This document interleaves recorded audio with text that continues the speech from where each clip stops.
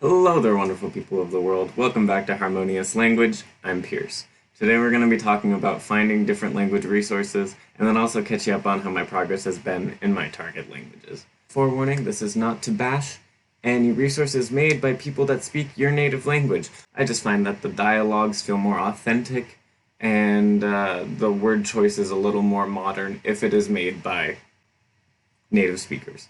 So I wanted to talk about a bunch of different books that I've acquired throughout the years by native speakers for different languages that I've studied. Something very helpful in looking for language books, especially made by native speakers, is seeing how they scale the difficulty of these language books. Most of the time, there is some type of exam or framework that you can base this off of. For example, there is, like I have said in a previous video, the Common European Framework of that, and A1, A2, B1, B2, C1, C2. For a lot of European languages, it's really easy to find resources made by natives if you Google the name of the language and the level that you're currently at. For example, I have a number of ones, so I just got these lovely Hungarian books, and although I am not at A2 yet, I decided that because of the work I'm doing with A1 right now, that I'll tell you about in a little bit, that getting some A2 and B1 books would be a good start. Now, I really like these books quite a bit. So this is by Sida Silvia, who also makes a German series that I'll talk about in a little bit that I used quite a bit. And I was so excited to see that she actually made some Hungarian books. Anyways, these books are really lovely, and they do have an A1 one as well if you were just beginning and you have interest in learning Hungarian. All of them are in color, which is an exciting thing to have in language books, and they're very beautiful. Lots of pictures and lots of good explanation of grammar and good works, good exercises. And explains a lot of things really well. They also come with workbooks in particular as well, and there are available audio and answer keys online, which is super helpful for someone who is studying by themselves. So these books are really user-friendly. And of course, I also do have the B1. These were a sense for most of these books is that most of these books will cost about $20, and then there'll also be additional shipping depending on where you're getting them from. Which, in the grand scheme of things, based on how much people tend to spend on books, you're saving a lot because these books really, really push material over just traveling nonsense. With these books, you don't get the normal kind of, oh, can I have your passport? At the airport kind of dialogue kind of things. You really get into the nit and grit of the language, and I think it's fantastic. So those are Hungarian, Magyaroké. I'll put the links to all these books down below. I also recently got a good amount of Czech books. Now, Czech of course with the CZ, but so these are Český krok za krokem, and I got the A1, A2, which is very lovely, as well as the B1 because I'm hopeful. And it'll take a lot of work, but we'll see. Anyways, so I'm not currently learning Czech, but I have been really wanting to, and I've had a love of Central Europe of late, and so I figured it was just something I should do. Anyways, these books are very similar.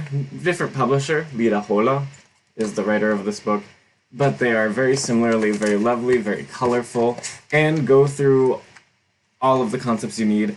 These ones are very good. I like this one for Czech quite a bit because it is actually a bilingual book. As you can see, it says it in Czech and in English. They come, I believe, in 4 different versions. I know you can get it in just Czech, but you can also get Czech English, Czech German, and Czech Russian, I believe. But I'll give links to this down below. Very helpful books, and they explain so much so well, and translate things when you really need it, if it isn't clear. So you don't always have to refer back and forth to a dictionary to just translate words that you don't know yet. Really good. Similarly, also goes up to B1, but the B1, it's just in Czech because your language skills should be good enough by then. Next up, I also have a good amount of Italian books. So now I did not use these lower level ones, but I have used them for reviewing my skills in A1, A2, and B1. As I have been working at some points towards the Plida esame. And so, as you can see, so the lower level series is called Domani, and it is a really good one. It has a lot of different multimedia elements to it. And compared to the others, it does not, unfortunately, have the answer key in the book. However, I do believe you can find it online. but they are really, really good and have a lot of resources. Of course, also in color, very lovely. And as you can tell, it's a level A1, which is very helpful for European languages. Of course, not every single language that you'll find will be able to base itself off of this European framework. And I really recommend looking up what types of exams are for that language. You don't have to take the exam, of course. Not everyone is language exam oriented, but it is a really good way to get a sense of how far you have progressed in the language. For example, I know with Japanese, the biggest exam is the JLPT exam, and a lot of resources are oriented towards N5 to N1. Also, if Mandarin Chinese, for example, also has the HSK exam, and there's a lot of resources that are tailored specifically to that. So if you want to get a sense of where your level is, you can really look for that exam rating. Anyway, these are domani. Those are the lower level ones. But as you get into the higher level, they also have another sister series, Magari, and this goes from B2 to C2. And this is what I've been currently using, and they're really good. I bought this kind of on a whill, but I love the Turkish language quite a bit, and these are a very similar series. It's a Turkish A1 book, Yedi İklim Türkçe, and it comes with a workbook as well, so there's a textbook and workbook. I tend to prefer when they're put into one, but it works. Very beautiful and very similar format. I know I've said this before, but colored books is amazing. And these ones also come with an answer key, and it's very helpful, as well as audio. I haven't even opened one of these, but I also have a similar one that I got from the Netherlands for Dutch. De Sprong and De Finale. De Finale? Die Finale? Ich spreche Nederlands. But they were very good, and Dutch is definitely on my list, so it is for this foreseen future. This one is A2 to B1, and this one is B1 to B2. Because of my German knowledge, I can read pretty much everything A1 and BS my way through a good amount of it, so I decided that I wanted to go more so right to A2. But we'll see. There is also an A1 book that I can put down below.